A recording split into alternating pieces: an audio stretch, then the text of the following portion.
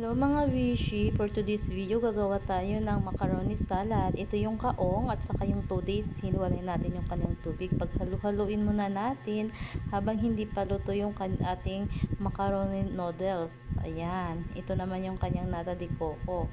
Hiwalay din natin. Ayan. Tapos may cheese na rin tayo na square. Tapos naman ito yung ating nata de coco green. Hiwalay din natin yung kanyang tubig. Ayan. Yung cheese, ihalo na rin natin siya. Ayan. Halu-haluin lang natin mga bishi habang hinihintay natin yung maluto yung noodles. So, meron tayong angel, cream lisada, at saka yung ladies choice mayonnaise. Ilagay natin sa malaki na lagyan kasi magsubra talaga siya mga bishi kasi 1 kilo po yung gagawin natin. Ayan.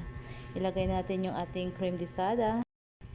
Ayan, ilagay na rin natin. Itong aking bunso, hindi makapaghintay na maluto yung matapos na gawin yung ating salad.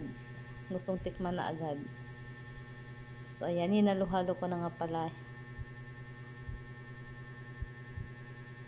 So, ito na nga mga bishi.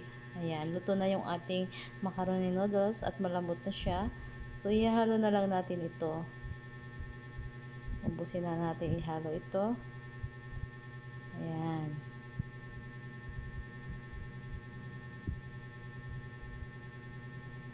So, halo-halo lang natin mga bishi kasi para mas lalong mag-spread ng maayos yung kanyang mga ingredients. So, ilagay natin itong lettuce cheese mayonnaise.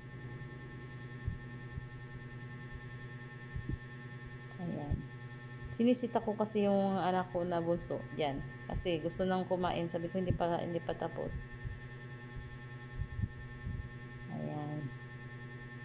So, halo-haloin natin ng maayos para pantay-pantay yung pagkakalagay ng mayonnaise sa macaroni. Okay, halo-halo lang mga bishi para masarap siya. So, pagkatapos ng mahabang paghahalo-halo, tikman natin. Oh, masarap na siya mga bishi. So, ilagay na natin siya sa Tupperware para mailagay na natin siya sa ating frigidaire. Ayan, pinatikim ko na rin ang aking bunso. Ayan, sarap na siya mga bishi, oh. Kulang na lang siya, palamigin na lang natin. So, ilagay natin siya sa Tupperware. Ayan. Para lumamig. Mas masarap kainin ang salad pag malamig. Ayan.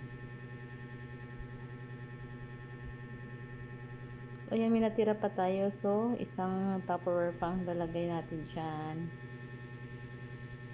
Ayan. Ubusin na natin mga bishi. Tama lang ito. So, ayan na. Ready na. Nailagay sa fridge there. Ayan, ubos na siya. Thank you mga bishi.